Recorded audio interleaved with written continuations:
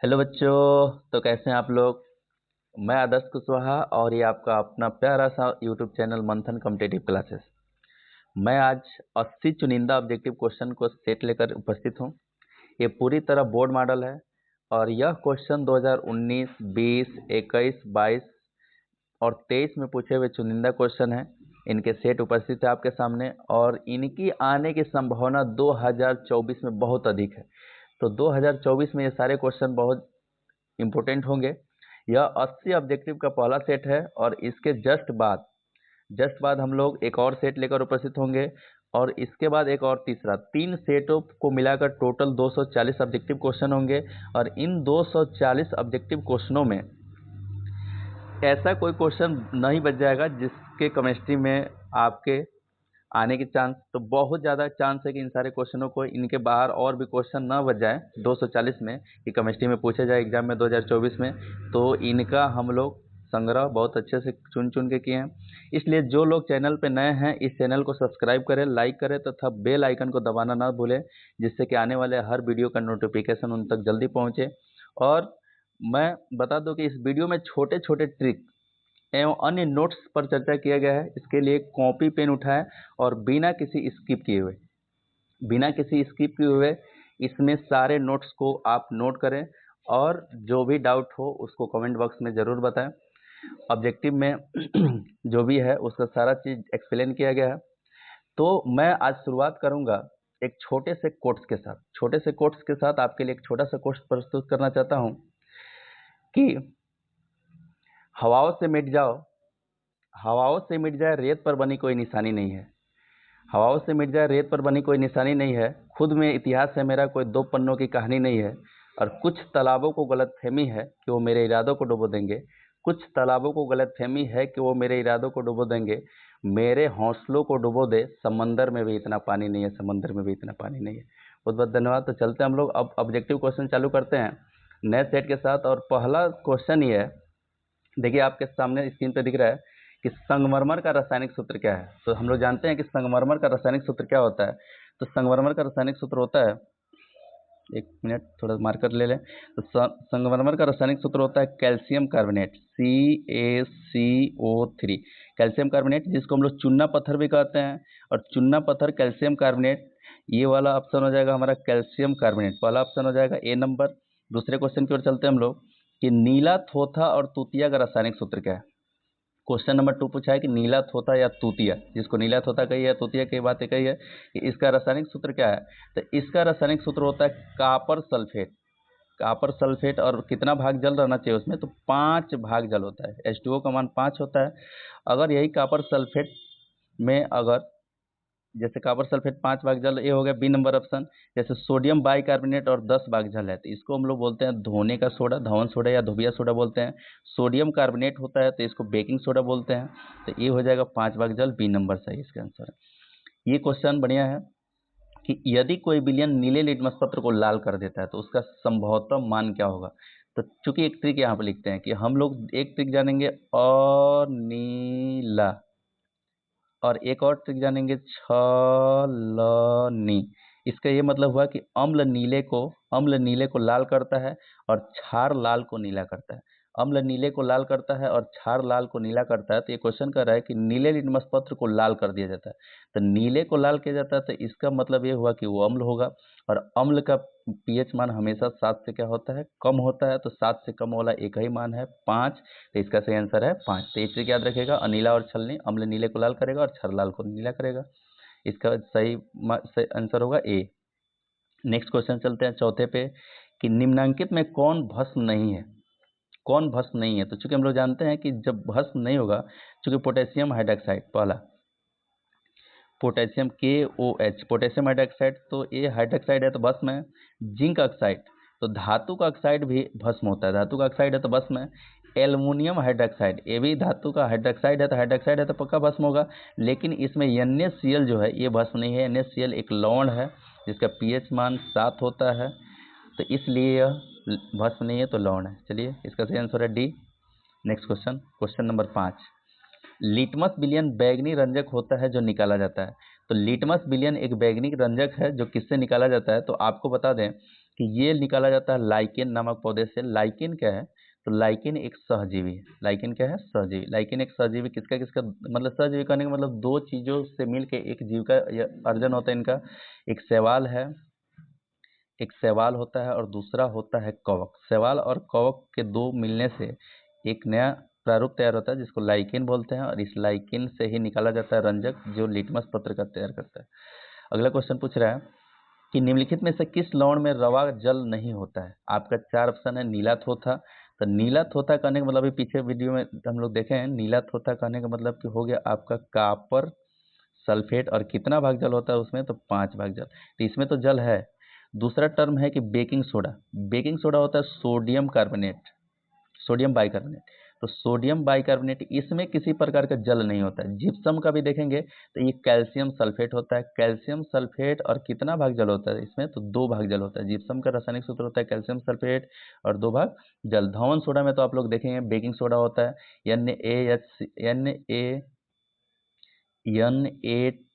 Na2CO3, और उसमें कितना भाग जल रहेगा? 10 भाग जल रहेगा। तो ये टोटल ये हो गया आपका धोने का सोडा, ये हो गया बेकिंग सोडा, और ये हो गया आपका नीला थोथा, और ये हो गया इसमें। तो सभी में जल है, एक को छोड़ के। किसमें जल नहीं है? तो बेकिंग सोडा में जल नहीं है, तो इसका आंसर हो जाएगा बी। नेक्स्ट क्वेश्चन पे चर्चा करते हैं हम लोग। हमारे शरीर का पीएच परास किनके बीच होता है? तो चूंकि जानते हैं कि शरीर का पीएच परास रक्त पे निर्भर करता है, तो रक्त का जो मान होता है पीएच मान वो होता है 7.4। तो हमारा पीएच मान इसी के मतलब 7.0 से लेके और 7.8 के बीच होगा पीएच परास हमारा। तो ये हो जाएगा 7.0 से लेकर 7.8। बी नंबर आंसर सही है। नेक्स्ट क्वेश्चन पे चर्चा करते हैं हम लोग कि निम्नलिखित में किस विलयन का उपयोग दीवारों की सफेदी करने के लिए कहते हैं? किस विलयन का? पिछले सेट में भी ऐसा क्वेश्चन आया था कि किस विलयन का उपयोग दीवारों की सफेदी करने के लिए करते हैं? तो इसका सही आंसर है दीवारों की सफेदी करने के लिए हम लोग प्रयोग करते हैं कैल्शियम हाइड्रोक्साइड। कैल्शियम हाइड्रोक्साइड को हम लोग बुझा हुआ चूना बोलते हैं, और बुझा हुआ चूना इसमें कैल्शियम हाइड्रोक्साइड होगा। तो कैल्शियम हाइड्रोक्साइड नीचे ऑप्शन दिया है, इसको देखते हैं हम लोग। नीचे ऑप्शन जाके कैल्शियम हाइड्रोक्साइड कौन दिया है? तो कैल्शियम हाइड्रोक्साइड यहाँ पे दिया है, calcium hydroxide B number. Calcium hydroxide चूंकि लिखने में टाइपिंग में थोड़ा सा मिस्टेक हुआ, मिस्टेक नहीं मतलब गैप दे दिया गया ज़्यादा इसमें। ये सब सिस्टम के न होने की वजह से हुआ है। मोबाइल से लिखने में थोड़ा सा इधर उधर हो जाता है, क्योंकि सिस्टम हम लोगों के पास नहीं है, क्योंकि सिस्टम तो एलविस भाई के पास है। तो चलते हैं नेक्स्ट क्वेश्चन पे। आधुनिक आवर्त सारणी में बाईं से दाईं जाने पर, क्वेश्चन नंबर 9, आधुनिक आवर्त सारणी में बाईं से दाईं जाने पर परमाणु का आकार बढ़ता है। तो ये बहुत डीपली आप लोगों को समझाया गया कि जब भी हम लोग बाएं से यानी बाईं से दाईं जाएंगे, इधर से इधर जाएंगे, तो परमाणु का आकार घटता है। क्यों घटता है इसका रीजन भी बताए थे हम। घटता है क्योंकि हम लोग जैसे जानते हैं कि ये पहला आवर्त होगा तो इसका के होगा, दूसरा आवर्त होगा तो एल होगा, तीसरा आवर्त होगा तो एम होगा, और चौथा आवर्त होगा तो एन होगा। तो इसका कक्षा 1 होगा, इसका कक्षा 2 होगा। तो इधर तो कक्षा बढ़ रहा है, लेकिन इधर जाने से इसका मतलब परमाणु की त्रिज्या घटती क्यों है? सबका कक्षा तो एक ही है, एक एक कक्षा है, लेकिन इधर जाने से परमाणु की संख्या बढ़ती है, इलेक्ट्रॉनों की संख्या बढ़ती है, प्रोटॉनों की संख्या बढ़ती है। तो प्रोटॉनों और इलेक्ट्रॉनों की संख्या बढ़ने से नाभिक के बीच आकर्षण बल बढ़ जाता है, जो परमाणु को खींच के अपने तरफ आकर्षण बल के कारण छोटा कर देता है। इसीलिए इधर जाने पर परमाणु की त्रिज्या घटती है, मतलब बाएं से दाएं जाने पर परमाणु की त्रिज्या क्या होगी? घटेगी। इसका सही आंसर है। ये उल्टा जाएंगे, अगर दाएं से बाएं जाते हैं तो परमाणु की त्रिज्या क्या होती है? बढ़ती है। नेक्स्ट क्वेश्चन पर बात करते हैं हम लोग। अष्टक सिद्धांत किसने प्रतिपादित किया? तो इसका सही आंसर है न्यूलैंड्स ने अष्टक सिद्धांत प्रतिपादित किया, डोबरेनर ने त्रिएक नियम प्रतिपादित किया, मेंडलीफ ने आवर्त नियम प्रतिपादित किया, और मोस्ले ने आधुनिक आवर्त नियम प्रतिपादित किया। और आपसे पूछा है अष्टक नियम, तो इसका सही आंसर है सही आंसर है न्यूलैंड्स ने। न्यूलैंड्स इसका सही आंसर है। आगे बात करते हैं हम लोग, लोहे को जिंक से लेपित करने की क्रिया को क्या कहते हैं? तो इसका सही आंसर है लोहे को जिंक से लेपित करने की प्रक्रिया को हम लोग गैल्वेनीकरण कहते हैं, जिसको गैल्वेनाइजेशन भी बोलते हैं, गैल्वेनीकरण। इसका सही आंसर है बी नंबर। 2 ऑप्शन नीचे दिया होगा। चलिए थोड़ा सा टाइपिंग के चलते हुए, निम्न में से कौन सा उपधातु है? तो उपधातु इसमें से कौन है? तो आपको छांटना है। उपधातु पूछा है, ये दे दिया लोहा, ये दे दिया कार्बन, ये दे दिया एल्युमिनियम, और ये दे दिया सोना। तो इसमें उपधातु कोई नहीं है, उपधातु वाला ऑप्शन ही नहीं दिया है। क्योंकि उपधातु होता क्या है इसको बता देते हैं, एक ट्रिक से बताते हैं उपधातु कौन है। उपधातु होता है, एक ट्रिक छोटा सा याद रखिएगा, बोरा, एक ट्रिक है मेरा, बोरा सिलो, बोरा सिलो, जर्मे अर्थ से, जर्मे अर्थ से। और ये बात किसने कह रहा था? आंटी जी। तो आंटी टेलियो। इसका मतलब ये हुआ, टेलियो है, इसका मतलब ये हुआ कि बोरा सिलो जर्मे अर्थ से, मतलब जर्मे अर्थ से दो लड़का है सब, उससे बोरा सिलने के लिए आंटी जी करिए, आंटी टेलियो। तो बोरा सिलो जर्मे अर्थ से आंटी टेलियो, मतलब कि ये हो गया बोरान, ये हो गया आपका बोरान, ये हो गया सिलिकन, ये हो गया जर्मेनियम, ये हो गया आर्सेनिक, ये हो गया एंटीमनी। एंटीमनी का ऐसे भी होता है एंटीमनी। और ये हो गया टेल्यूरियम। ये सभी उपधातु हैं। तो इसमें न बोरान दिया है, न सिलिकन दिया है, न जर्मेनियम दिया है, न आर्सेनिक दिया है, न एंटीमनी दिया है, न टेल्यूरियम दिया है। तो इसलिए उपधातुओं की इसमें कोई संख्या नहीं है, तो इसको छोड़ते हैं। नेक्स्ट क्वेश्चन देखते हैं। पीतल क्या है? तो कई बार बताया है पीतल एक मिश्र धातु है। किसका किसका मिश्रण होता है पीतल में? तो पीतल में मिश्र धातु होता है पीताजी। ट्रिक याद रखिएगा, पीताजी। इसका मतलब कि पीतल, तांबा और किसका होता है? जिंक का। पीतल जो मिश्र धातु होता है तांबा और किसका होता है? जिंक का। तो तांबा और जिंक का मिश्र धातु है, तो ये मिश्र धातु इसका सही आंसर है। क्वेश्चन नंबर 13 का सही आंसर है मिश्र धातु। नेक्स्ट क्वेश्चन पे चलते हैं हम लोग कि बक्साइट निम्नलिखित में से किस धातु का अयस्क है? इसका सही आंसर है एल्युमिनियम का। एल्युमिनियम का सबसे प्रमुख अयस्क बक्साइट है। नेक्स्ट क्वेश्चन चलते हैं हम लोग, कौन सा धातु कमरे के ताप पर द्रव अवस्था में रहता है? चूंकि एक ऑप्शन ऊपर ही दिया है कमरे के ताप पर, अगर धातु पूछा है तो ब्रोमीन सही आंसर है। ब्रोमीन, सॉरी, अधातु पूछा है तब ब्रोमीन सही है, और धातु पूछा है तो पारा सही है। कहने का मतलब कि Hg जो होता है, मरकरी, पारा, ये कमरे के ताप पर द्रव अवस्था में रहने वाला धातु है। और अगर अधातु पूछा है तो ये ब्रोमीन हो जाएगा, ब्रोमीन। तो दो ही हमारे पास तत्व हैं जो द्रव अवस्था में रहते हैं कमरे के ताप पर, एक ब्रोमीन अधातु में और एक Hg पारा धातु में। चलिए, तो इसका सही आंसर होगा, धातु पूछा है, कंफ्यूजन था तो धातु पूछा है तो पारा। क्वेश्चन नंबर 15 का बी ऑप्शन सही है। चलिए नेक्स्ट क्वेश्चन 16 नंबर, किस रासायनिक यौगिक को गर्म करने पर प्लास्टर ऑफ पेरिस बनता है? प्लास्टर ऑफ पेरिस का निर्माण किस रासायनिक यौगिक को गर्म करने पर बनता है? तो हम लोग जानते हैं कि जिप्सम जो होता है, कैल्शियम सल्फेट, कैल्शियम सल्फेट, और कितना भाग जल उसमें बताया? 2 भाग जल होता है। इसको जब गर्म करेंगे तो कुछ जल इसका उड़ जाता है, और कुछ जल उड़ने के बाद से ही बनता है कैल्शियम सल्फेट, और आधा भाग जल, यानी 1.5 भाग जल उड़ गया तो आधा भाग जल बनेगा, और आधा भाग यही जो जल बनता है, इस किसका सूत्र होता है? तो प्लास्टर ऑफ पेरिस, जिसको पीओपी भी बोलते हैं, जो हाथ हो टूटने पर उसको लगाकर उसको प्लास्टर किया जाता है। चलिए नेक्स्ट क्वेश्चन, एस्टिक अम्ल का आईपीएससी नाम क्या होगा? तो एस्टिक अम्ल का आईपीएससी नाम, एस्टिक अम्ल किसमें पाया जाता है? तो सिरका में, और इसको बोलते हैं हम लोग, एस्टिक अम्ल का पहले सूत्र लिखते हैं, CH3COOH, ये एस्टिक अम्ल का सूत्र है। जब भी COOH जुड़ा है तो ओइक अम्ल जोड़ते हैं, और ये एक कार्बन, 2 कार्बन, तो कितना कार्बन है? 2, तो एथ में ओइक अम्ल जोड़ देंगे तो एथेनोइक अम्ल हो जाएगा, यानी एथेनोइक अम्ल होता है एस्टिक अम्ल का नाम, जो सिरके में पाया जाता है। तो एथेनोइक अम्ल, इसका सही आंसर होगा सी। नेक्स्ट क्वेश्चन, प्रोपेन के आणविक सूत्र में कितने आबंध है? प्रोपेन, कार्बन की संख्या कितना होना चाहिए? 3। इतना प्रोपेन है तो प्रोपेन में कार्बन की संख्या कितना होना चाहिए? 3। और हाइड्रोजन कितना होना चाहिए? तो 3 दूना 6, 2 8। अब कितना आबंध होगा? तो देख लीजिए, 1 कार्बन, 2 कार्बन, 3 कार्बन, 1 बंध, 2 बंध, 3 4 5 6 7 8 9 10। तो प्रोपेन का संरचना सूत्र है 8 हाइड्रोजन, 1 2 3 4 5 6 7 8 हाइड्रोजन हो गया, और कार्बन कार्बन के बीच सिंगल बंड है, तो ये हो गया टोटल 10 गो आबंध। कितना आबंध हो गया? 10। इसका सही आंसर रहेगा डी नंबर। नेक्स्ट क्वेश्चन पे चलते हैं हम लोग, निम्न में से किस हाइड्रोकार्बन में 3 आबंध होते हैं? तो 3 आबंध होते हैं एल्काइन में। एल्काइन का सामान्य सूत्र होता है CnH2n-2, और इस सूत्र पे जो भी बैठेगा वो इसमें 3 आबंध होंगे। तो इसमें बैठ रहा है ये वाला C2H2, देखो 2 अगर बैठाएंगे तो 2 दूना 4, 4 में से 2 घटेगा तो फिर 2 बचेगा, तो C2H2 जिसका नाम है एथाइन, ये वाला समूह है एथाइन है, और एथाइन वाला हमारा हो जाएगा B number option. Next question केवल, फुलेरिन अपरूप है, तो फुलेरिन किसका अपरूप है? तो फुलेरिन अपरूप है कार्बन का, जिसको C16 से भी सूचित करते हैं, C16 मतलब कार्बन का अपरूप है। इसको सबसे पहले डिजाइन किया था अमेरिका के एक साइंटिस्ट, सॉरी आर्किटेक्ट थे, जिनका नाम था बकमिस्टर, तो इन्हीं के नाम पर रख दिया गया बकमिस्टर फुलेरिन, जो किसका अपरूप होता है? कार्बन का। नेक्स्ट क्वेश्चन पे चलते हैं हम लोग, C5H12 में कितने समयोही हैं? तो इसका सही आंसर है 3।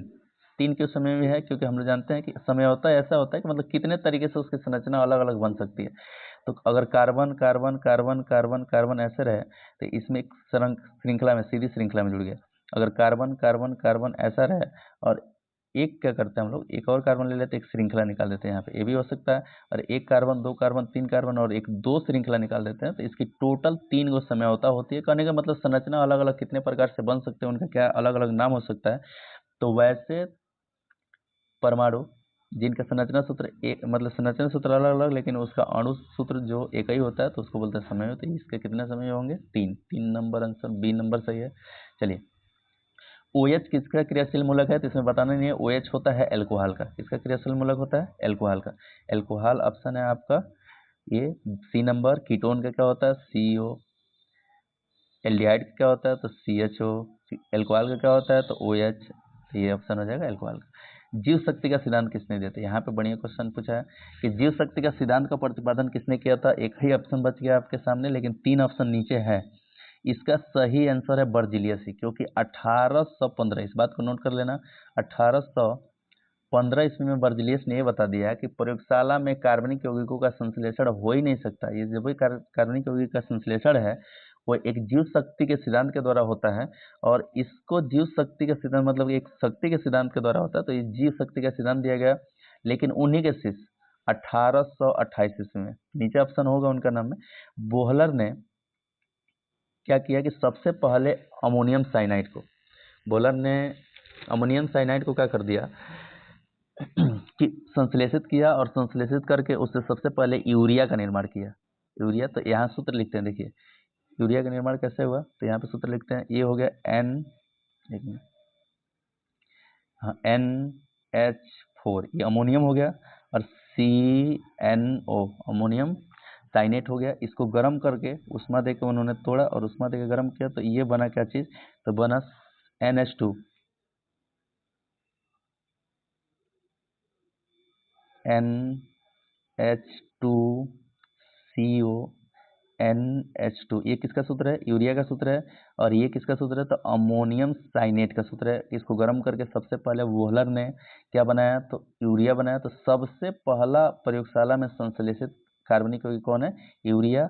और यूरिया में कितने % नाइट्रोजन रहता है, तो याद रखिएगा 46% नाइट्रोजन की मात्रा रहती है किसमें, यूरिया में। तो सबसे पहले कार्बनिक यौगिकों का संश्लेषण बोलर द्वारा, कौन सा कार्बनिक यौगिक, तो यूरिया का। इसके आगे ऑप्शन और देख लेते हैं क्या है, हाँ कोल्वे है। कोल्वे ने किसका संश्लेषण कर दिया, तो कोल्वे ने एस्टिक अम्ल का संश्लेषण किया। याद रहेगा ना, कोल्वे ने किसका संश्लेषण, एस्टिक अम्ल का।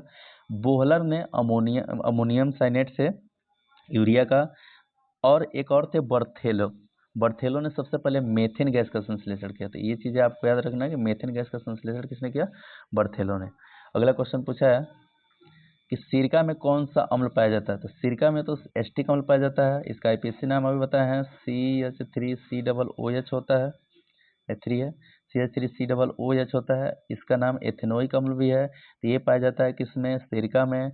और सिरका में कितना % तक कभी कभी पाया जाता है अम्ल, मतलब अम्ल की मात्रा, तो 5 से लेकर 8% तक अम्ल की मात्रा रहती है एस्टिक अम्ल की सिरका में। चलते हैं निम्न में। निम्न से कौन सा एरोमेटिक यौगिक है, तो एरोमेटिक यौगिक का एक ही आंसर होगा कि C एरोमेटिक यौगिक है। तो इसका आंसर होगा C6CH6।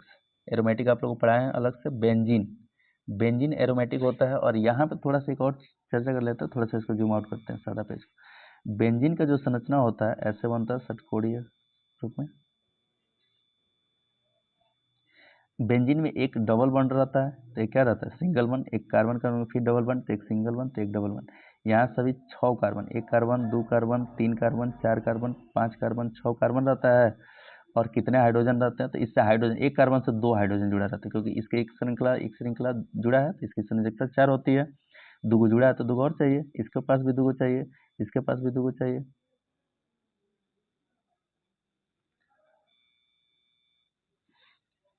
सॉरी, यहाँ पे बॉन्ड डबल है तो यहाँ पे एक चाहिए हाइड्रोजन, सॉरी, इसका हाइड्रोजन एक चाहिए। यहाँ डबल बॉन्ड है, यहाँ डबल बॉन्ड है, तो एक हाइड्रोजन और एक हाइड्रोजन, एक हाइड्रोजन। तो इसका मतलब कार्बन 6 और हाइड्रोजन कितना होता है, 6। तो ये बेंजीन की संरचना सूत्र है। और बेंजीन की संरचना सूत्र एरोमेटिक के अंतर्गत आता है। तो इसका हो गया आपका कौन सा ही आंसर है, सी नंबर सही आंसर। अगला चलते हम लोग, कैल्शियम कार्बाइड के जल के साथ, छोटा कर लेते हैं थोड़ा, कैल्शियम कार्बाइड के जल के साथ अपक्रिया करने पर क्या बनता है? तो कैल्शियम कार्बाइड के जल के साथ अपक्रिया करने पर आपका बनता है एसिटिलीन। एसिटिलीन को हम लोग एथाइन भी कहते हैं। तो इसमें आंसर एथाइन नहीं दिया है, देखिए हम बता देते हैं, अपक्रिया लिख के बता देते हैं। कैल्शियम है और कैल्शियम कार्बाइड है, तो CaCO2 कैल्शियम कार्बाइड हो गया। और अगर जल से अपक्रिया करा देते, जल तो मतलब H2 हो गया। इससे अपक्रिया कराने से क्या बनता है? तो इससे अपक्रिया कराने से बनता है C2H2। C2H2 किस सूत्र पे? तो एथाइन है। एथाइन इसमें कहीं नहीं दिया, यहाँ पे लिखने में गलती हो गया, इसी का नाम एथाइन लिखना होगा। C2H2 हो गया और प्लस में यहाँ से बनता है CaOH का होल टू मतलब कैल्शियम हाइड्रोक्साइड बनता है। यहाँ पे समीकरण संतुलित नहीं है, कार्बन 2, तो यहाँ पे कार्बन 2 है, यहाँ पे कैल्शियम है। एक काम करते हैं, हाइड्रोजन 2 यहाँ 2 2 4 होता है, यहाँ पे 2 लगा लेते हैं और 2 लगाते हैं तो हाइड्रोजन 2 और 2 4 हो गया, ऑक्सीजन 2 हो गया, तो यहाँ भी 2 हो गया, तो ठीक है संतुलित है। करने का मतलब कैल्शियम कार्बाइड को जब जल के साथ अपक्रिया कराएंगे तो एथाइन बनेगा। एथाइन को हम लोग एसिटिलीन भी बोलते हैं। तो एसिटिलीन और एथाइन कोई ऑप्शन नहीं दिया है, यही गलती टाइप हो गया, यहाँ पे ये बनना चाहिए। चलिए, आधुनिक आवर्त सारणी में तत्वों का वर्गीकरण का आधार है। तो आधुनिक आवर्त सारणी परमाणु क्रमांक के आधार पे, परमाणु संख्या के आधार पे बांटा गया। तो इसका परमाणु क्रमांक या परमाणु संख्या ऑप्शन है आपका C नंबर, यही सही आंसर है। चलिए नेक्स्ट क्वेश्चन पे चलते हैं। आवर्त सारणी के प्रथम वर्ग के तत्वों को क्या कहा जाता है? आवर्त सारणी के प्रथम वर्ग के तत्वों को, प्रथम वर्ग के तत्व, जैसे आवर्त सारणी में कितने आवर्त होते हैं तो ये भी बताएगा कि आवर्त कितने होते हैं 7, वर्ग कितने होते हैं 18। तो आवर्त में सभी आवर्तों का अलग अलग नाम बताया गया, वर्ग में सभी का वर्ग नाम बताया गया। तो ये पूछ रहा है प्रथम वर्ग के जो तत्व होते हैं, ऐसे प्रथम वर्ग है उसके तत्व को क्या कहा जाता है? तो उसको बोलते हैं हम लोग क्षार धातु। याद रखिएगा, प्रथम वर्ग के अगर बोलेगा तो क्षार धातु है, दूसरे वर्ग को बोलेगा तो क्षार मृदा धातु है, क्षार मृदा धातु दूसरे वर्ग का। हाइलोजन बोलता है 17वें वर्ग का, किस वर्ग का? 17वें, ये दूसरे वर्ग का, पहले वर्ग का। और निष्क्रिय गैस तो 18वें का होता है, जिसको शून्य समूह भी बोलते हैं हम लोग। ये चारों याद रखिएगा, चारों में से कोई पूछ सकता है। ईरो 2 का संबंध क्या है? तो ईरो 2 का संबंध है वायु प्रदूषण से, क्योंकि आपको बताया गया कि वायु प्रदूषण में आपको यूरो 1 और यूरो 2, यूरो 3, यूरो 4 भी मिल सकता है। तो यूरो 1 जो है, यूरो 1 ये लॉन्च हुआ था कब? तो 1991 ईस्वी में। वायु प्रदूषण के लिए सबसे पहले बड़े बड़े शहरों में वायु प्रदूषण को कंट्रोल करने के लिए लॉन्च हुआ। उसके बाद से यूरो 2 लॉन्च हुआ कब? तो ये हुआ 2000 ईस्वी में। उसके बाद से 3 भी लॉन्च हुआ ये 2005 में, और फिर से 4 भी लॉन्च हुआ, इसके साथ 4 लॉन्च हुआ 2008 में। तो अलग अलग समय पे अलग अलग यूरो 1, यूरो 2, यूरो 3 जो लॉन्च किया गया वायु प्रदूषण को कंट्रोल करने के लिए। अभी वर्तमान में इसका भारत 1, भारत 2, भारत 3 ऐसे करके नाम है। तो ये किसके लिए है? तो वायु प्रदूषण के लिए। ठीक, चलिए। सोडियम कार्बोनेट का जलीय विलयन का पीएच मान होता है। तो सोडियम कार्बोनेट क्षारीय होता है, सोडियम कार्बोनेट है तो Na2CO3 हो गया। और सोडियम कार्बोनेट है तो क्षार है, तो इसका पीएच मान 7 से अधिक होना चाहिए। तो इस 7 से क्या होगा? अधिक। इसका सही आंसर है 7 से अधिक। नेक्स्ट क्वेश्चन बात करते हैं कि ये किस प्रकार की अपक्रिया है। देखिए यहाँ पे इस अपक्रिया को पहले भी बताया गया है कि यहाँ से लेके यहाँ तक ऑक्सीजन हटा है, यहाँ फिर ऑक्सीजन जुड़ा है। तो ऑक्सीजन का योग एक जगह हुआ है, एक जगह वियोग हुआ है। ऑक्सीजन का यहाँ वियोग हुआ है तो अवकरण है, और यह ऑक्सीजन का योग हुआ है इसमें तो ये ऑक्सीकरण है। तो अवकरण ऑक्सीकरण जब एक साथ होता है तब हम लोग उसको क्या बोलते हैं? तब उसको बोलते हैं हम लोग रिडॉक्स अपक्रिया। तो रिडॉक्स अपक्रिया इसका सही आंसर है। नेक्स्ट क्वेश्चन पे चलते हैं कि उपचयन व अपक्रिया है। हम बोले हैं कि उपचयन को हम लोग ऑक्सीकरण भी कहते हैं। क्या कहते हैं? ऑक्सीकरण। ऑक्सीकरण तो उपचयन वह अपक्रिया है जिसमें ऑक्सीजन का योग होता है, हाइड्रोजन का वियोग होता है और इलेक्ट्रॉनों का त्याग होता है। ये सभी इसमें सही आंसर हो जाएगा। इसका सही आंसर होगा क्या चीज? सभी। नेक्स्ट क्वेश्चन कि टेरीबात का उपयोग किस प्रदेश में किया गया? तो टेरीबात का उपयोग किस प्रदेश में किया गया? तो इसका सही आंसर है टेरीबात का उपयोग उत्तराखंड में किया गया। उत्तराखंड में, जो भारत का सबसे ऊंचा बांध भी है टिहरी बांध। किस नदी पे है? तो भागीरथी नदी है। सामाजिक विज्ञान का टॉपिक हो जाता है तो भागीरथी नदी पे बना बांध जो टिहरी बांध है, ये भारत का सबसे ऊंचा बांध है। इसकी ऊंचाई हम लोग जानते हैं कि 260.5 मतलब 260.5 मीटर ऊंचा है। भारत की सबसे ऊंची बांध उत्तराखंड में, जो उत्तराखंड उत्तर प्रदेश से अलग हुआ है। नेक्स्ट क्वेश्चन, ग्लोबल वार्मिंग के लिए कौन सा गैस उत्तरदायी है? तो ग्लोबल वार्मिंग के लिए गैस उत्तरदायी है जो इसमें CO2, इसका सही आंसर है कौन है? CO2 ए ग्लोबल वार्मिंग के लिए। निम्न में से कौन सा प्राकृतिक संसाधन नहीं है? तो 3 ऑप्शन वायु दिया है, ये भी प्राकृतिक, जल भी प्राकृतिक, मृदा भी प्राकृतिक, जीवधारी प्राकृतिक संसाधन नहीं है। इसका सही आंसर कौन है? डी नेक्स्ट क्वेश्चन चलते हैं कि निम्न में से कौन सा भूमिगत जल का उदाहरण है। तो भूमिगत जल मतलब जो भूमि से डायरेक्ट निकाला गया हो, जैसे कुआं है, भूमिगत जल से भूमि से संबंध होता है इसका, तो इसका सही आंसर हो जाएगा कुआं। नेक्स्ट क्वेश्चन, विश्व पर्यावरण दिवस कब मनाया जाता है। तो विश्व पर्यावरण दिवस, इसका सही आंसर है 5 जून को विश्व पर्यावरण दिवस मनाया जाता है। चिपको आंदोलन की शुरुआत कब हुई थी। बढ़िया क्वेश्चन है कि चिपको आंदोलन कई बार पूछा भी है कि चिपको आंदोलन की शुरुआत कब हुई थी। तो इसका सही आंसर है 1970 ईस्वी में, क्योंकि चिपको आंदोलन की शुरुआत हुई थी चमोली जिला से। ये कहाँ है, तो उत्तराखंड में है चमोली जिला। उत्तराखंड जो वर्तमान में अलग हुआ, मतलब अभी वर्तमान, पहले जो उस टाइम हुआ था घटना, उस टाइम था उत्तर प्रदेश में ही। इसकी शुरुआत सुंदरलाल बहुगुणा द्वारा की गई थी। तो ये चिपको आंदोलन वन संरक्षण से संबंधित है। 1970 में इसकी शुरुआत हुई थी उत्तराखंड से। नेक्स्ट क्वेश्चन, आधुनिक आवर्त सारणी में कितने आवर्त तथा कितने वर्ग हैं। तो आपको बता दें कि आधुनिक आवर्त सारणी में 7 गो आवर्त है और 18 गो क्या है, वर्ग है। आवर्तों की संख्या 7 गो, वर्गों की संख्या 18 गो। और पहले जो बना था इससे पहले मेंडलीव की आवर्त सारणी, उसमें 6 गो आवर्त थे और 8 गो क्या थे, वर्ग थे। तो ये भी याद रखिएगा। नेक्स्ट क्वेश्चन, ओजोन के एक अणु में कितने परमाणु होते हैं। तो ओजोन के एक अणु में कितने परमाणु होते हैं। तो ओजोन का सूत्र होता है O3। तो ओजोन के एक अणु में ऑक्सीजन के कितने परमाणु होते हैं, 3 परमाणु। इसका सही आंसर है बी। नेक्स्ट क्वेश्चन चलते हैं कि आवर्त सारणी के शून्य वर्ग के समूह, शून्य समूह के तत्व कौन है। तो आवर्त सारणी के शून्य समूह के तत्व हैं, जिसे शून्य समूह बोलता है। तो ये 18वां वर्ग हो गया। वर्ग नंबर कितना हो गया, 18। और वर्ग नंबर जब 18 की बात करेंगे तो उसमें खाली अक्रिय गैस या शून्य समूह उसको बोलते हैं, और शून्य समूह में सभी अक्रिय गैस आते हैं। अक्रिय गैस का एक छोटा सा ट्रिक लिखते हैं आपके सामने, अक्रिय गैस आपको भूलेगा नहीं, एक ट्रिक याद रखिएगा, हीनिया क्रीजेरे। हीनिया क्रीजेरे, हीनिया क्रीजेरे एक ट्रिक है। हीलियम, नियान, आर्गन, क्रिप्टन, जेनान और रेडान। तो टोटल अक्रिय गैस को रखा गया 18वें समूह में। तो ये अक्रिय गैस हो जाएगा हीलियम, इसमें अक्रिय गैस है। इसमें बोला है कि CH3Cl, इसमें टाइपिंग में थोड़ा L3 ऊपर लिखा गया, लेकिन लिखना चाहिए उसको नीचे। जैसे देखो CH3Cl, तो इसका मतलब क्या हुआ, तो इसका नाम हो गया मेथिल। यहाँ तक है मेथिल, और ये कोलिन है तो क्लोराइड, तो मेथिल क्लोराइड हो जाएगा, या मेथाइल क्लोराइड का ये। और इसको हम लोग IPC नाम में क्लोरोमेथेन कहते हैं। क्या कहते हैं, क्लोरोमेथेन। इसका सही आंसर है मेथिल क्लोराइड, क्लोरोमेथेन भी नाम है इसका। एक्वारेक्जिया, बढ़िया क्वेश्चन है। एक्वारेक्जिया किस अनुपात में सांद्र हाइड्रोक्लोरिक अम्ल और सांद्र नाइट्रिक अम्ल का ताजा मिश्रण होता है। तो हम लोग जानते हैं कि एक्वारेक्जिया एक ऐसा तत्व है जो HCl अम्ल और प्लस में HNO3 नाइट्रिक अम्ल, ये दोनों मिश्रण मिला के बनता है एक्वारेक्जिया। एक ऐसा विलयन है जो अम्लराज कहलाता है, जिसमें सोना को भी पिघलाने गलाने की क्षमता होती है। तो ये होता है सांद्र हाइड्रोक्लोरिक अम्ल 3 भाग। सांद्र हाइड्रोक्लोरिक अम्ल कितना भाग होता है, 3 भाग, 3 भाग ही होता है। और ये कितना भाग होता है, 1। तो 3:1 का संबंध होता है। अगर इसको पहले लिखा तो 1:3 होगा, लेकिन 3:1 का संबंध होता है। एक्वारेक्जिया अम्लराज, इन दोनों का मिश्रण होता है, दोनों सांद्र अम्ल होते हैं। चलिए, लोहा एवं इस्पात को जंग से सुरक्षित रखने के लिए उन पर किस धातु का पतला लेप चढ़ा जाता है। हम लोग जानते हैं कि लोहा या इस्पात पे पतला लेप चढ़ा जाता है जो चमकता है। साइकिल का रिंग जो होता है, मोटरसाइकिल का भी रिंग होता है, तो वो सब जस्ता का चढ़ा होता है, जिसको हम लोग जस्तीकरण कहते हैं। तो जस्ता का लेप चढ़ा होता है। इसका सही आंसर है कौन, डी।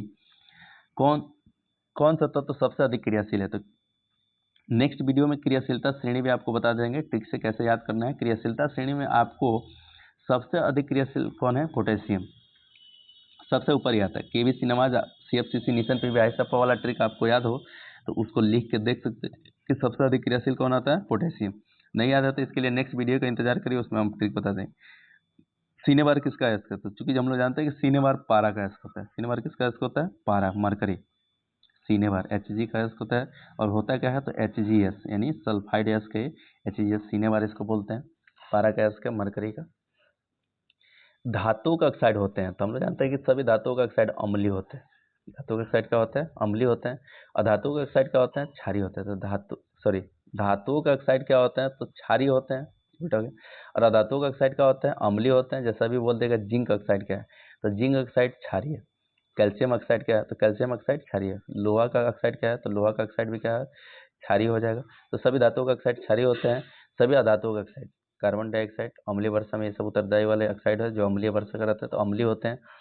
अगर आपसे पूछा जाए कि एल्युमिनियम ऑक्साइड क्या है तो एल्युमिनियम ऑक्साइड का सूत्र होता है Al2O3। तो ये एक ऐसा ऑक्साइड है जो अम्ल का भी गुण रखता है और किसका गुण रखता है, क्षार का। अम्ल के साथ क्षार जैसा बिहेव और क्षार के साथ अम्ल जैसा बिहेव रखता है, तो इसीलिए इसको द्विधर्मी ऑक्साइड कहते हैं। द्विधर्मी, दो धर्म है इसका, द्विधर्मी ऑक्साइड। अब चलते हैं इसमें, विद्युत अपघटनी परिष्करण में धातु को प्राप्त किया जाता है। तो हम लोग जानते हैं कि जब भी विद्युत अपघटनी में हम लोग दो टर्मिनल लेकर आते हैं बैटरी से, प्लस वाला रहता है जिसको हम लोग एनोड बोलते हैं, और जो माइनस वाला रहता है, माइनस वाला, उसको हम लोग कैथोड बोलते हैं। तो कैथोड पे जाता है तो कैथोड होता है ऋण वाला और एनोड होता है प्लस वाला। तो जो धातुएं होती है धनायन होती है, तो धनायन भागता है कैथोड की ओर और ऋण आयन भागता है एनोड की ओर। तो धातुएं किस पे मुक्त होती है, तो धातु मुक्त होती है कैथोड पे। इसका सही आंसर है कैथोड। नेक्स्ट क्वेश्चन चलते हैं हम लोग, जल में घुलनशील भस्म को क्या कहते हैं। तो जल में घुलनशील भस्म को क्या कहते हैं हम लोग, क्षार कहते हैं। इनमें से किस धातु का विस्थापन उसके लवण के विलयन में लोहा द्वारा होता है। देखिए क्वेश्चन 49 नंबर पूछा है कि इनमें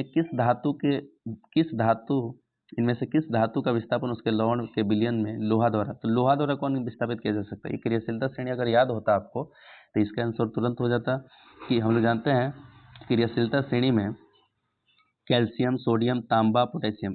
पोटेशियम जो है बहुत क्रियाशील है, सोडियम भी क्रियाशील है, कैल्शियम भी क्रियाशील है, तो सभी क्रियाशीलता श्रेणी में ऊपर होता है। तांबा बहुत नीचे होता है, हाइड्रोजन के भी नीचे आता है, और हाइड्रोजन के नीचे आता है। तो जब भी ये अपक्रिया करेगा लोहा से, जैसे हम लोहा से अपक्रिया करा देते हैं यह कापर सल्फेट का, और कापर सल्फेट का अपक्रिया कराते हैं तो बनता क्या है, तो FeSO4 और प्लस में बनता है एक कापर, सॉरी प्लस यहाँ पे क्या बनता है, कापर। कापर को विस्थापित कर दिया, ये विस्थापन अपक्रिया होती है क्योंकि क्रियाशीलता में कौन ज़्यादा है, तो लोहा ज़्यादा है।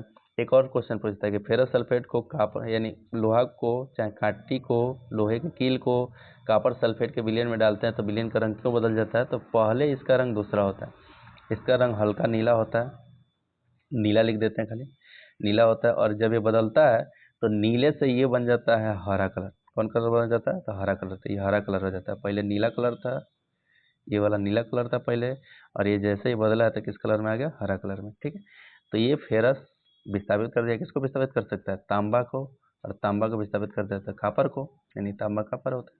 नेक्स्ट क्वेश्चन, निम्न में से किस धातु को क्रिस्टल में डुबो कर रखते हैं। तो इसका सही आंसर है सोडियम, अति क्रियाशील धातु है, इसीलिए इसको डुबो कर रखते हैं। और डुबो कर रखने से, अगर ये डुबो कर न रखा जाए तो वायुमंडल का ऑक्सीजन से अभिक्रिया करके जल उठेगा, इसलिए इसको कहाँ डुबा कर रखते हैं, केरोसिन में। ये अभिक्रिया पूछा है कि निम्न में से कौन सा हाइड्रोनियम आयन है। आपको ये बता दें कि जब भी किसी अम्ल को, जैसे HCl को हम लोग डाल दिए, HCl को जल में, H2O में जल में डाल दिए, तो ये आयनों में टूट जाता है। आयनों में टूटेगा तो एक पे H पे प्लस आएगा और Cl पे क्या आएगा, माइनस। Cl पे माइनस आएगा, लेकिन ये H वाला ज़्यादा स्थिर नहीं रहता, अस्थायी नहीं रहता, ये जाके जल के कण से जुड़ जाता है, और जल से एक जुड़ता है तो H2 था पहले, H3 हो जाता है, O हो जाता है, और इस पर एक आयन आ जाता है जो धन आयन के साथ आया प्लस। तो इसी को हम लोग बोलते हैं हाइड्रोनियम आयन, हाइड्रोनियम आयन होता है। नेक्स्ट क्वेश्चन, तो हाइड्रोनियम आयन का सही आंसर होगा आपका A नंबर। ठीक है, नेक्स्ट क्वेश्चन, सबसे प्रबल अम्ल कौन है। सबसे प्रबल अम्ल, आप लोग जानते हैं कि अम्ल, क्षार और लवण में कि pH स्केल पे जब हम लोग देखते हैं तो जो बीचों बीच होता है 7 वाला पे उदासीन है, इधर आते हैं 7 से कम जो होता है तो अम्ल बढ़ता है, इधर अम्ल बढ़ता है, इधर क्या बढ़ता है, क्षार बढ़ता है, और इधर बीच वाला उदासीन रहता है, बीच वाला का pH मान 7 होता है, इस 7 से अधिक है और इस 7 से कम है। तो इधर जैसे 7 से कम होते जाएगा उसका अम्लीयता बढ़ता जाएगा, तो प्रबल अम्ल होगा सबसे ज़्यादा अम्लीय कौन होगा, 3 वाला, इसका ऑप्शन 3। टमाटर में कौन सा अम्ल पाया जाता है, क्वेश्चन नंबर 53 है, टमाटर में कौन सा अम्ल पाया जाता है। तो इसका सही आंसर है टमाटर में पाया जाता है ऑक्जेलिक अम्ल, ऑक्जेलिक अम्ल। आप पूछेंगे लैक्टिक अम्ल किस में पाया जाता है, दही में। मौलिक अम्ल किस में पाया जाता है, मैलिक होता है। सेव में। सिट्रिक अम्ल किस में पाया जाता है, तो नींबू में। तो ये सभी चीज़ें अलग अलग हो गई, lactic, malic, oxalic, citric. Citric नींबू आंवला में पाया जाता है। चलिए नेक्स्ट क्वेश्चन चलते हैं, सोडियम हाइड्रोक्साइड और हाइड्रोक्लोरिक अम्ल के बीच अभिक्रिया होने पर सोडियम क्लोराइड एवं जल बनते हैं। यह अभिक्रिया किस प्रकार की अभिक्रिया को प्रदर्शित करता है। तो हम लोग जानते हैं यह अभिक्रिया बहुत बार बताएं, उदासीनीकरण का एग्जाम्पल है, इसका एग्जाम्पल है उदासीनीकरण का। क्या कर रहा है, तो अगर इसको भाषा में न लिखे समीकरण में लिखा जाए तो बहुत छोटा हो जाएगा। देखिए कर रहा है sodium hydroxide, NaOH sodium hydroxide है, इसको मिला दिया जाता है हाइड्रोक्लोरिक अम्ल के साथ, तो ये अम्ल है, ये क्षार था और अम्ल और क्षार को मिलाने से लवण बनता है। क्या लवण बनेगा? तो NaCl बनेगा और प्लस में बनेगा जल। तो जब अम्ल और क्षार आपस में अपक्रिया करके लवण और जल बनाते हैं, इस अपक्रिया को हम लोग कौन अपक्रिया कहते हैं? उदासीनीकरण अपक्रिया। और उदासीनीकरण अपक्रिया का एग्जाम्पल है। नेक्स्ट क्वेश्चन चलते हैं हम लोग 55। शरीर में भोजन का पचना किस प्रकार का अपक्रिया है? तो दो अगले वीडियो में बताता हूँ। शरीर का भोजन का पचना या तो ऑक्सीकरण अपक्रिया हो जाएगा, नहीं तो अगर ऊष्माक्षेपी अपक्रिया दे तो हो जाएगा। तो इसमें ऑक्सीकरण दिया है। प्रयोगशाला में संश्लेषित पहला कार्बनिक यौगिक कौन है? पहले भी क्वेश्चन बता चुके हैं कि प्रयोगशाला में सबसे पहले बोहलर ने किसका संश्लेषण किया? तो यूरिया का। और किससे संश्लेषण किया? तो अमोनियम साइनेट से। अमोनियम साइनेट से संश्लेषण किया और बनाया यूरिया। उसके बाद से मेथेन का संश्लेषण किसे? वहीं पे बताए थे। मेथेन का संश्लेषण किया बर्थेलो ने। एस्टिक अम्ल का संश्लेषण किसने किया? तो एस्टिक अम्ल का या एथेनोइक अम्ल का संश्लेषण किया कोल्बे ने। ये सारी चीजें याद रखिएगा आप लोग। नेक्स्ट, निम्न में से मेथेन होना चाहिए। मेथेन निम्न में से मेथेन किसका उदाहरण है? तो मेथेन होता है CH4। इसमें कार्बन के सभी चारों बंध सिंगल हाइड्रोजन से संतृप्त रहते हैं, इसलिए इसे संतृप्त हाइड्रोकार्बन कहते हैं। संतृप्त हाइड्रोकार्बन के एग्जांपल है मेथेन। नेक्स्ट क्वेश्चन करते हैं। और हाइड्रोकार्बन कितने प्रकार के होते हैं? तो 4 प्रकार यहाँ पे 4 नहीं लिखे, कार्बनिक अलग हो गए, संतृप्त, असंतृप्त, एरोमेटिक और एक होता है एलोसाइक्लिक हाइड्रोकार्बन होता है। नेक्स्ट क्वेश्चन पे चलते हैं हम लोग। द्वितीय आवर्त के तत्वों के लिए कौन सा बाह्य सेल होगा? ये तो क्वेश्चन अभी बताएं कि अगर प्रथम आवर्त रहेगा तो K, दूसरा आवर्त रहेगा तो L, तीसरा आवर्त रहेगा तो M और चौथा आवर्त रहेगा तो N। तो इसमें द्वितीय आवर्त के लिए कौन होगा? L सेल होगा। ठीक है। नेक्स्ट क्वेश्चन कि निम्न में से किसके परमाणु का आकार न्यूनतम होता है? बढ़िया क्वेश्चन है। किसके परमाणु का आकार क्या होता है? न्यूनतम। एक और तत्व देख लेते हैं कौन है नीचे, उसको एक साथ लिख लेते हैं। पोटेशियम है, पोटेशियम। एक और तत्व कौन है?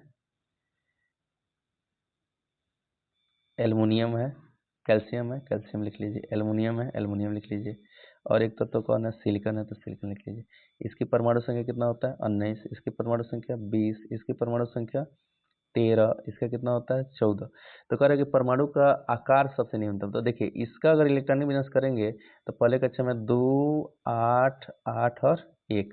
इसका करेंगे तो सेम हो जाएगा 2, 8, 8 और 2। तो इसका 4 गो कक्षा है, इसका भी 4 गो कक्षा है। तो इसका तो बड़ा बड़ा कक्षा है। एल्युमिनियम का करेंगे तो 2, 8 और 3। और इसका करेंगे तो हो जाएगा 2, 8 और 8, 2, 10 और 10, 4, 14। ये हो गया 4। तो इसमें ये 3 कक्षा, इसका भी 3 कक्षा, इसका भी। लेकिन परमाणु का आकार न्यूनतम किसका होगा? तो हम बताए थे कि जैसे जैसे आवर्त में बाएं से दाएं जाते हैं। कहाँ से कहाँ जाना है आपको? आवर्त में बाएं से दाएं। तो बाएं से दाएं जाएंगे तो इधर से इधर जाने पर परमाणु की क्या घटती है? त्रिज्या घटती है। तो ये एल्युमिनियम 13 पहले आ जाएगा, 14 पे जाएगा। तो ये परमाणु इस त्रिज्या इसकी छोटी होगी और इसकी क्या होगी? बड़ी होगी। तो इन सब का तो पहले ही बड़ा था, इसका भी बड़ा हो गया सिलिकॉन से। तो सबसे छोटी परमाणु त्रिज्या किसकी है? सबसे न्यूनतम किसकी है? तो सिलिकॉन की। इसका आंसर हो जाएगा सिलिकॉन। समझ आया ना? Next question, green house gas का उत्सर्जन सबसे अधिक किससे होता है? तो इससे जीवाश्म ईंधन से होता है। ग्रीन हाउस गैस का पेट्रोलियम से, LPG से, पेट्रोल, डीजल, केरोसिन, ये सबसे ज्यादा होता है जीवाश्म ईंधन से कार्बन डाइऑक्साइड का उत्सर्जन। निम्न अपक्रिया में हो रहा है। तो देखिए, इस अपक्रिया को समझ के और तो पता लगाना है कि क्या हो रहा है। जो ऑक्सीजन देता है ऑक्सीकारक, जो ऑक्सीजन लेता है वो अवकारक, जो ऑक्सीजन दिया है वो अवकृत हो जाता है और जो ऑक्सीजन लिया है वो ऑक्सीकृत हो जाता है। तो ऑक्सीजन कौन लिया है? तो PbO ऑक्सीजन तो लिया नहीं है, इसके पास पहले से ऑक्सीजन था। PbO ऑक्सीजन दिया है तो अवकृत, यहाँ पे गलती हो गया, टाइपिंग मिस्टेक, यहाँ पे अवकृत होना चाहिए।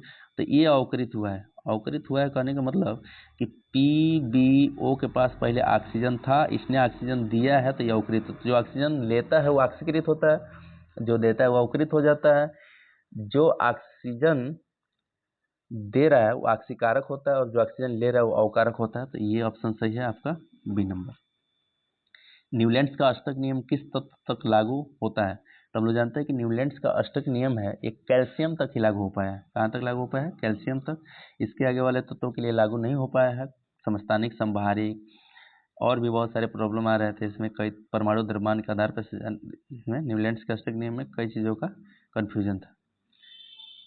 निम्न में से कौन से तत्व में संयोजी इलेक्ट्रॉनों की संख्या अधिकतम है? तो इसमें भी एक क्वेश्चन नीचे पहले देख लेते हैं, कौन सा? फास्फोरस है। सोडियम, एल्युमिनियम, सिलिकॉन और फास्फोरस।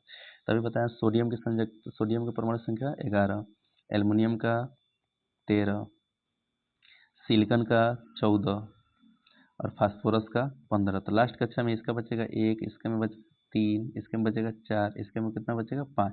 तो लास्ट कक्षा में बचे इलेक्ट्रॉन को संयोजी इलेक्ट्रॉन करें तो सबसे अधिक संयोजी इलेक्ट्रॉन किसमें होगा? फास्फोरस में। नीचे छिपा है लेकिन आंसर वही होगा। ठीक है, सब करा जाइए। ठीक है, क्वेश्चन नंबर कितना? 63 का आंसर होगा डी। चलिए, निस्तापन होता है तो हम लोग जानते हैं कि निस्तापन और भर्जन दो प्रोसेस, अंतर भी बताएं निस्तापन और भर्जन में। तो निस्तापन होता है कार्बोनेट गैस के लिए, कार्बोनेट गैस को ऑक्साइड में बदलने, और भर्जन होता है, भर्जन या जारण होता है सल्फाइड गैस के लिए। तो कार्बोनेट गैस को ऑक्सीजन की अनुपस्थिति में गर्म करना है, तो या वायु की अनुपस्थिति में कहिए चाहे ऑक्सीजन की अनुपस्थिति में, तो इसका हो जाएगा सही answer A number. Next question से चलते हैं। 65 नंबर क्वेश्चन है कि निम्न में से कौन सा तत्व तो सरलता से इलेक्ट्रॉन का त्याग करता है? तो इलेक्ट्रॉन का सरलता से त्याग वही करेगा जिसके लास्ट कक्षा में कम से कम इलेक्ट्रॉन होंगे। जैसे मैग्नीशियम हो गया और कैल्शियम हो गया, इन दोनों तत्वों के लास्ट कक्षा में कितने इलेक्ट्रॉन बचते हैं? 2। सरलता से इलेक्ट्रॉन त्याग करने का कोई चांस नहीं बनता। यहाँ पे 2 तत्व है, एगो सोडियम और एगो क्या है? पोटेशियम। इन दोनों के किस लास्ट कक्षा में कितना इलेक्ट्रॉन बचता है? 1। लेकिन इस सरलता से कौन त्याग करेगा, तो इसमें सवाल होता है। अगर इसका इलेक्ट्रॉनिक विन्यास करें तो इसमें कितने आवर्त आते हैं? तो सोडियम का 2, 8, 1 यानी 3 आवर्त। और इसमें कितने आवर्त आते हैं? तो 2, 8, 8, 1। तो इसमें कितना आवर्त आते हैं? सॉरी, कितने इसके विन्यास होते हैं? 4 गो। इसके विन्यास कितना होता है? 3 गो। तो इसके लास्ट कक्षा में और नाभिक के बीच बहुत ज़्यादा गैप होता है, दूरी होता है, जिससे कि आकर्षण बल का मान कम हो जाता है, ये आसानी से इलेक्ट्रॉन निकल जाता है। तो अगर बोलेगा कि सबसे सरलता से इलेक्ट्रॉन कौन तय करेगा, तो पोटेशियम। इसका रीजन एक बार और बता देते हैं कि पोटेशियम और सोडियम इन्हीं लास्ट कक्षा में 2-2 1-1 इलेक्ट्रॉन बचता है। इन सब में तो 2-2 बचता था, तो देगा नहीं जल्दी, आसानी से देगा, लेकिन आसानी से नहीं देगा। सोडियम का 3 ही कक्षा होता है, इसका कितना कक्षा होता है? 4। कक्षा बढ़ने से नाभिक के बीच आकर्षण बल उतना ज़्यादा नहीं रह जाता, इसीलिए वहाँ से निकलना आसान हो जाता है। तो सोडियम से नहीं निकलेगा लेकिन पोटेशियम से आसानी से निकलेगा, इसलिए क्रियाशील भी तत्व है। तो ये हो गया पोटेशियम। नेक्स्ट क्वेश्चन पे चलते हैं हम लोग। खाना बनाते समय यदि बर्तन की तली बाहर से काली हो रही है तो इसका मतलब है, तो इसका मतलब ये है कि आप पूरी तरह से ईंधन नहीं जल रहा है। भोजन तो पक रहा है चाहे नहीं पक रहा है छोड़ो, पूरी तरह से ईंधन नहीं जल रहा है। इसका सही आंसर हो जाएगा बी नंबर। निम्न में से कौन सा संतृप्त यौगिक नहीं है? यौगिक होना चाहिए ना, संतृप्त यौगिक नहीं है। तो संतृप्त यौगिक नहीं है, इसका ऑप्शन थोड़ा सा हम लोग पूरा देख लेते हैं। ऑप्शन देख के आते हैं तब समझ आएगा। प्रोपेन, प्रोपीन, प्रोपाइन और क्लोरो, ये 4 का ऑप्शन है। संतृप्त कौन नहीं है ये पूछा है। प्रोपेन तो संतृप्त है। यहाँ पे एक और ऑप्शन था क्लोरोप्रोपेन, क्लोरोप्रोपेन भी संतृप्त है, ये भी संतृप्त है, और ये प्रोपेन भी संतृप्त है। तो ये प्रोपीन जो है संतृप्त नहीं है, क्योंकि इसका प्रोपीन का हो जाएगा C3H6, ये संतृप्त नहीं है, डबल बॉन्ड आता है। प्रोपाइन भी नहीं होगा, C3H4, ये भी, तो इसका ट्रिपल बॉन्ड होगा। तो double bond alkene group, triple bond alkyne group, ये संतृप्त नहीं होते, असंतृप्त हाइड्रोकार्बन के एग्जाम्पल है। तो इसका सही आंसर होना चाहिए 2 और 3। 2 और 3 देखते हैं हम लोग, 2 और 3 ऑप्शन दिया है कि नहीं। तो इसका हो जाएगा 2 और 3, 2 और 3, 2 और 3, डी नंबर इसका सही आंसर है। ठीक है, कौन ऑप्शन? डी 2 और 3। नेक्स्ट क्वेश्चन कि कार्बन डाइऑक्साइड के गैस की पहचान निम्न में से कौन सा कथन सही है? तो कार्बन डाइऑक्साइड 2 काम करता है। एक तो चूने के पानी को दूधिया कर देता है। चूने के पानी को दूधिया इसलिए कर देता है कि चूना का पानी होता है कैल्शियम हाइड्रोक्साइड, और जब कार्बन डाइऑक्साइड इसमें प्रवाहित करते हैं तो इसमें जाता है और ये बना लेता है कैल्शियम कार्बोनेट, और कैल्शियम कार्बोनेट के साथ साथ जल वाष्प बन के उड़ जाता है। तो ये कैल्शियम कार्बोनेट ही दूधिया कलर का हो जाता है। तो इसलिए हम लोग कहते हैं कि चूने के पानी को क्या कर देना? दूधिया कर देता है। दूसरा काम कि वो कार्बन डाइऑक्साइड गैस जब निकलेगा तो किसी भी जलती हुई मोमबत्ती को बुझा देगा। तो दोनों सही है, ए और बी दोनों सही। नेक्स्ट क्वेश्चन है कि कॉपर और हाइड्रोक्लोरिक अम्ल क्या होगा? कॉपर है तो कॉपर क्रियाशीलता में हाइड्रोजन के भी नीचे आता है। क्रियाशीलता श्रेणी जल्द वीडियो अपलोड करेंगे उसका। क्रियाशीलता श्रेणी में हाइड्रोजन के भी नीचे आ रहा है, तो हाइड्रोजन के जब नीचे आ रहा है तो इसका मतलब कि ये हाइड्रोजन को विस्थापित नहीं कर पाएगा, अपने कॉपर क्लोराइड नहीं बना पाएगा। तो इसका मतलब कोई अभिक्रिया नहीं होगी, कोई रिएक्शन नहीं होगा इसका। इसका सही आंसर होगा C number. Next question, calcium chloride का प्रचलित नाम क्या है? तो कैल्शियम क्लोराइड का प्रचलित नाम है आपका विरंजक चूर्ण, ब्लीचिंग पाउडर, विरंजक चूर्ण, ब्लीचिंग पाउडर। नेक्स्ट क्वेश्चन कि किसका उपयोग दृष्टिहीन छात्रों के लिए अलग अलग अलग चर सूचक के रूप में किया जाता है? मतलब कि सूचक के रूप में दृष्टिहीन छात्रों के लिए कौन सा इसमें करते हैं हम लोग? तो देखिए, दृष्टिहीन छात्रों के लिए सूचक के रूप में हमको चाहिए कि गंध से पहचान ले, देख के ना पहचान पाएगा, तो इसलिए आपको वेनिला जूस का सही आंसर होगा। लौंग होता है, लौंग का तेल, चाहे लौंग भी ले सकते हैं, तो लौंग जो अम्ल के साथ अलग भी है, अलग गंध होता है, क्षार के साथ अलग गंध होता है। चलिए नेक्स्ट क्वेश्चन कि निम्न में से कौन सा पदार्थ तनु अम्ल से अभिक्रिया करके कार्बन डाइऑक्साइड उत्पन्न नहीं करता है? तो तनु अम्ल से अभिक्रिया करके कौन कार्बन डाइऑक्साइड उत्पन्न नहीं करेगा? तो इसका सही आंसर है संगमरमर। सी मतलब कौन नहीं करता बताया ना, CaCO3 पहला हो गया, संगमरमर का सूत्र हो गया। तो ये भी जब कैल्शियम कार्बोनेट, धातु का कार्बोनेट हो, चूना पत्थर वही चीज़ है, और बेकिंग सोडा यानी NaHCO3 धातु का कार्बोनेट हो या धातु का बाई कार्बोनेट हो, ये अम्ल के साथ अभिक्रिया करके CO2 गैस मुक्त करते हैं। कौन गैस मुक्त करते हैं? CO2। लेकिन चूना नहीं करेगा, क्यों? क्योंकि चूना कैल्शियम ऑक्साइड होता है, और कैल्शियम ऑक्साइड कभी भी अम्ल के साथ अभिक्रिया करके CO2 गैस मुक्त नहीं कर पाएगा। तो इसका सही आंसर है चूना। संगमरमर धातु का कार्बोनेट है, चूना पत्थर वही चीज़ है, और बेकिंग सोडा सोडियम बाइकार्बोनेट, ये धातु का बाइकार्बोनेट है। तो धातु का कार्बोनेट और बाइकार्बोनेट दोनों अम्ल से अभिक्रिया करके CO2 गैस निकालेंगे, लेकिन चूना CO2 गैस नहीं निकालेगा। नेक्स्ट क्वेश्चन, आयरन का निम्न में से कौन सा ऑक्साइड आयरन की जलवाष्प के साथ देर तक अभिक्रिया करने के परिणाम स्वरूप प्राप्त होता है? तो इसका सही आंसर है कि आयरन का, तो गर्म, हम लोग क्वेश्चन पढ़े थे पिछले वीडियो में कि जब गर्म लोहा होता है और उस पर प्रवाहित करते हैं हम लोग जलवाष्प, तो जलवाष्प प्रवाहित करने से क्या होता है? Fe3O4 बनता है, और कौन सा गैस निकल जाता है? Hydrogen gas. तो ये बनेगा आपका Fe3O4। Fe3O4 Fe3O4 है क्या? तो Fe3O4 एक प्रकार का लोहा का ऑक्साइड है, और लोहा का ऑक्साइड को हम लोग इसको बोलते हैं आयरन 2,3 ऑक्साइड। आयरन 2,3 ऑक्साइड क्या होता है? तो आयरन 2,3 ऑक्साइड होता है मिश्रण दो चीज़ों का। किसका किसका मिश्रण होता है? तो इसको लिख देते हैं, इसको नोट कर लीजिएगा। FeO का और प्लस में Fe2O3 का, इसका मिश्रण होता है। ये फेरस ऑक्साइड है, ये फेरिक ऑक्साइड है। फेरस ऑक्साइड और फेरिक ऑक्साइड का मिश्रण होता है, जिससे बनता है Fe3O4, और इसको बोलते हैं फेरिक, मतलब इसको बोलते हैं आयरन 1,2 ऑक्साइड। नेक्स्ट क्वेश्चन, मिश्र धातु है, तो मिश्र धातु क्या होता है? तो दो या दो से अधिक धातुओं या एक धातु और अधातु के समांगी मिश्रण को, समांग मिश्रण मतलब पता नहीं चलना चाहिए कि कौन कौन मिलाया गया, तो समांग मिश्रण है, और समांगी मिश्रण को मिश्र धातु कहते हैं। निम्न में से किस मिश्र धातु का एक अव्यय पारा है? तो अम्लगम। अम्लगम एक ऐसा मिश्र धातु चाहे मिश्रण है जिसमें एक धातु कम से कम पारा होता है, Hg होता है, अम्लगम हो जाएगा। नेक्स्ट क्वेश्चन है, बक मिस्टर फ्लोरीन निम्न में से किसका अपर रूप है? तो बक मिस्टर फ्लोरीन जो है अपर रूप है किसका? तो कार्बन का। अभी इसका चर्चा किया हम लोग, कार्बन का अपर रूप है C16 जिसको बोलते हैं, और C16 होता है बक मिस्टर फ्लोरीन, जिसको खाली फ्लोरीन भी कभी कभी बोल देता है। एल्युमिनियम ऑक्साइड होता है, तो एल्युमिनियम ऑक्साइड का अम्लीय भी होता है, क्षारीय भी होता है, इसलिए उसे द्विधर्मी ऑक्साइड कहते हैं। तो दोनों होगा, दोनों उभयधर्मी ऑक्साइड भी कहते हैं इसको।